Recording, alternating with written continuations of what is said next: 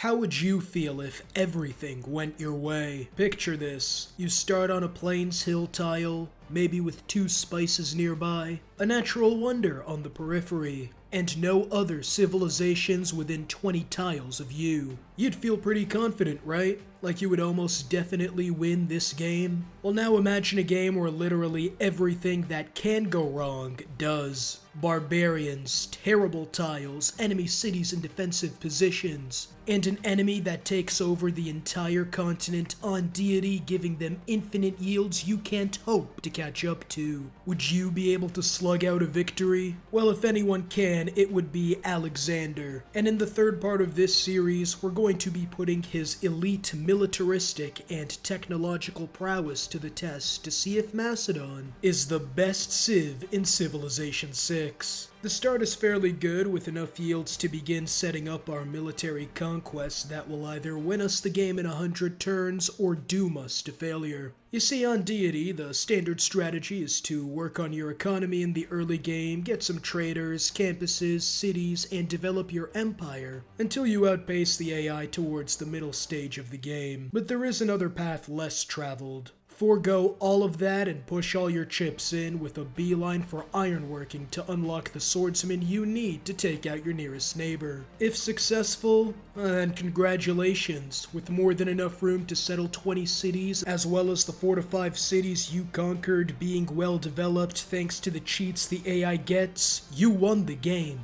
But if there are no neighbors, or the AI prioritizes defense, or you spawn near Vietnam or otherwise fail, the only thing you'll have to show for is an obsolete army and an economy that would make hunter-gatherer societies look like the pinnacle of economic theory. As risky as this is for Macedon, the risk is mitigated thanks to his special abilities. And as my starting warrior sets out to discover our first victim, no ditty, maybe just a little, we officially set down the riskier of the 2 paths. A path where anything other than complete success means that the game is likely over. Unfortunately, instead of finding a pool of unwilling invitees to the ditty party we're hosting, I was only able to come across 3 barbarian encampments. This is perfect.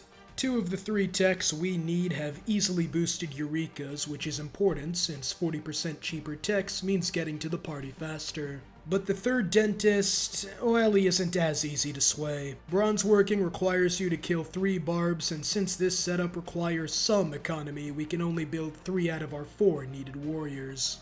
And so 3 camps is the perfect number for us to efficiently get the boost we need, and all we have to do is wait patiently for discipline. But while we move our 2nd warrior into position, we discover something that would normally be cause for celebration in any other game. Useless relic aside, our biggest problem right now is discovering who the nearest civilization is so we can begin our conquest. But with so much of the map already explored, there's no civilization to be found, and after ignoring the feeling that the worst case scenario, our military buildup being a complete waste of time, might just be the fate of this game, I decide to distract myself by eliminating minorities. With discipline, the new barbarians that spawned in each camp stand no chance against our fortified troops, who, after holding their ground, gain immense experience, era score, as well as the coveted boost to bronze working. But before we pilfer the last clan, we hire a single warrior for half the usual price. This now gives us the 4 warriors we need to safely launch an assault on our nearest neighbor when we find them.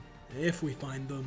And while we wait, we decide to take the time to upgrade these warriors, which requires not only the ironworking tech and a stockpile of gold, but also iron to be worked, which is where fertility rights comes in, giving us the free builder we no longer have to build to quickly get our iron up and running. And while our iron reserve stockpile, it finally happens. Basil of Byzantium, a challenging opponent no doubt, but even Diddy, lathered in 100% pure Johnson & Johnson's, would pose little threat for a specimen. What do you mean he's across a mountain? This is bad. This entire mountain range separates the continent into two, and after everything that has happened in this game, the relic I didn't need, no civs spawning near me, I realize I was given the perfect map for a peaceful victory, but a disaster for a domination game. And as I come to terms with the fact that my military buildup was a complete waste, I finally meet him. Hojo of Japan, on the right side of the mountain. But before we proceed and turn him into a memory, we need a key unit to eliminate the Japanese.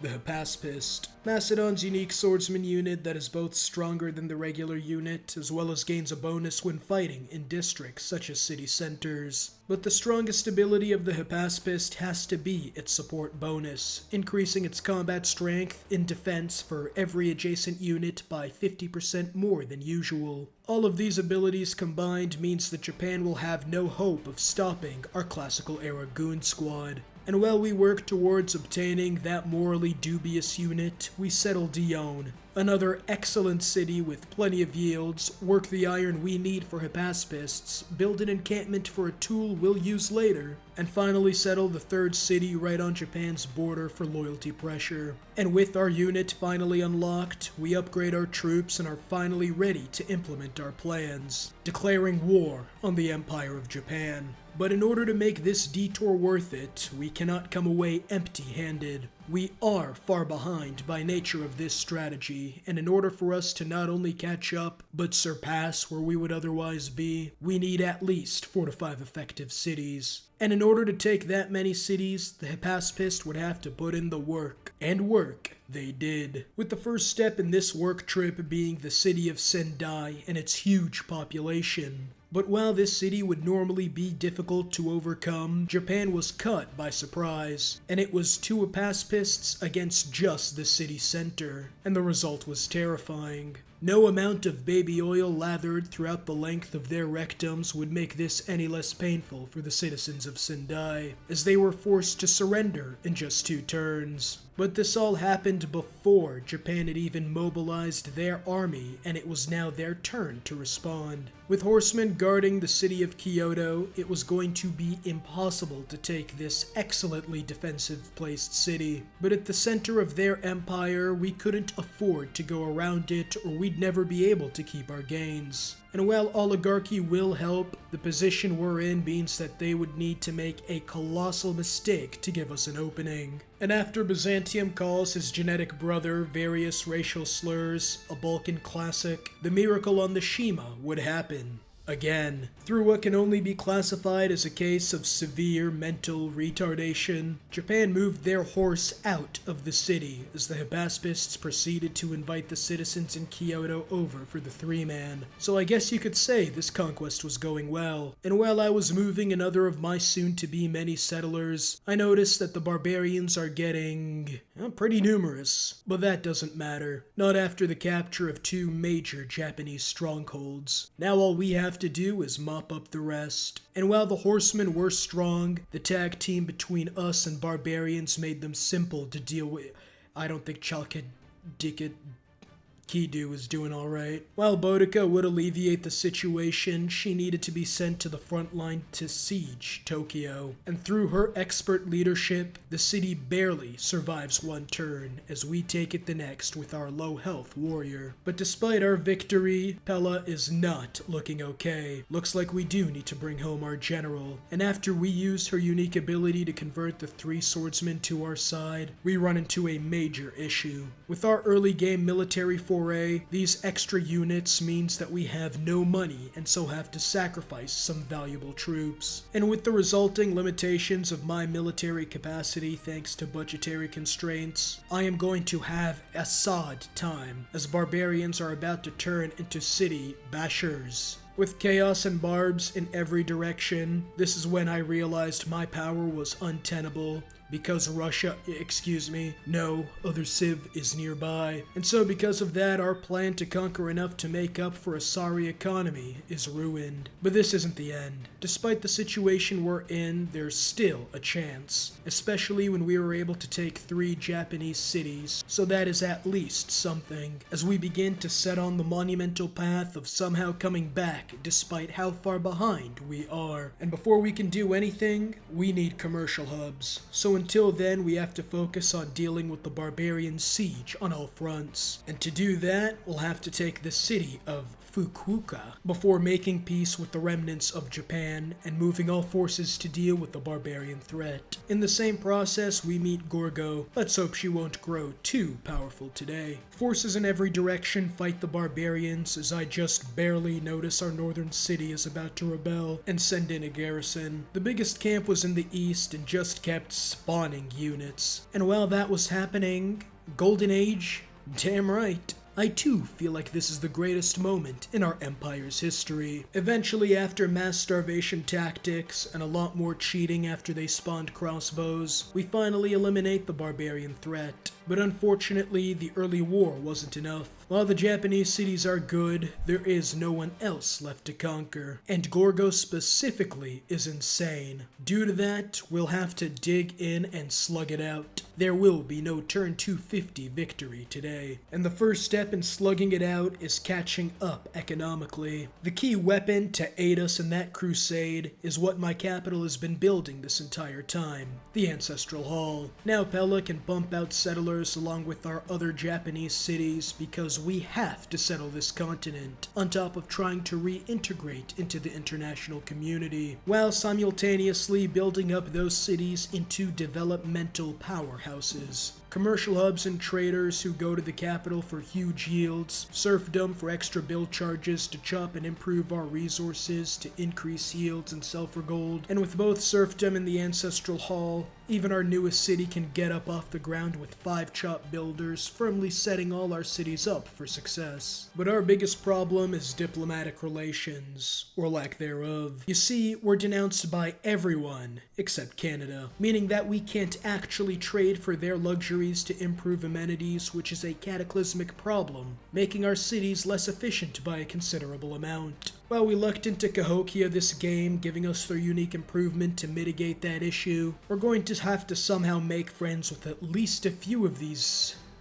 Gorgo's having a good game. An exceptionally good game. But I'm sure we can still catch up. As we settle all our cities, get every tile chopped and improved, commercial hubs and campuses built, things are looking up. In fact, with all these districts, even Brazil is crying about losing great people to us. Cry harder, bit. Despite mogging him, we still need 2 more key districts. Firstly, to fix our amenities, we built entertainment complexes and the Coliseum in Dione. But the next district might be the most important one. The industrial zone for both power and production, which is when the worst thing possible struck our struggling nation. A dark age isn't too bad, as it won't stop us from spamming campuses everywhere as our yields begin to slowly catch up. No, the problem is when Japan sought to take back their lands. Damn, those Buddhists got hands. Not anymore. It's time to finish what we couldn't all those turns ago. We are now much stronger, building bombards, knights, and corps as we prepare to take the last Japanese city for nothing more than the sake of our bruised pride. Our forces move in, park on top of all those districts housing all those yields, and like Diddy with the baby oil, I leave no crevice free from these greedy little hands, taking everything I can find, before I finally complete what I couldn't all those turns ago. With our previous failure rectified and our economy booming, we are in a great position to win this game. Even Pedro hasn't bothered me about all those great people in a while. Wait a minute,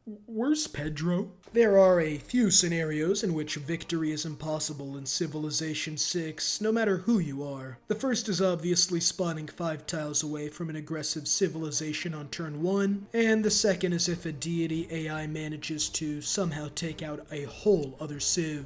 Gorgo has taken out 1 whole civ and chunks out of the other 2. And now, we somehow have to win despite the fact Gorgo has a massive advantage over us. So how do we beat her? We simply slug it out with our superior primate brain. Every single boost, improvement, building will be used to eke out a victory against this beast of a nation. But unfortunately, even that might not be enough. You can immediately see the issue when even this late into the game, she's keeping pace with me technologically, despite the fact my research labs should have me dominating everyone else. While the heroic age will be instrumental, it was finally completing the research lab labs and industrial zones that allowed us to keep up, along with the Science City-state formerly allied with the Japanese. But with our spaceport spam, key techs being unlocked, and communism coming in, it was looking like a utopia of starvation and oppression would rule the day. Glory to the CCP. But after rescinding our recognition of Taiwan, I realized that Gorgo is about to win. She's not only closing in on a culture victory, but as we'll soon find out, she will be on the cusp of another victory type. In less than 30 turns, she will have won the game. We have to go. Getting the Earth satellite out and setting out to land on the moon as I try to get Canada to join a war. They refuse. We might actually be cooked without a war, as there is nothing we can do to stop the culture victory. But that seems to have been fool's gold, as despite her nearing victory, this idiot declared war on me and my allies. With culture victory all but impossible, and my allies as meat shields, we were able to get every single space part and were closing in on the exoplanet expedition. But Gorgo was already traveling to the new planet. This was it. How do we win when she's already going to space? Simple. We go to space, but faster. After launching our own expedition, we use our powerful capital and great people granting us a 200% production boost, along with another 15% from integrated space cells to build a booster in less than 2 turns in the capital, as within just 15 turns, we were already on the cusp of victory. And while not pretty, not every game is going to go your way, and sometimes you have to win dirty.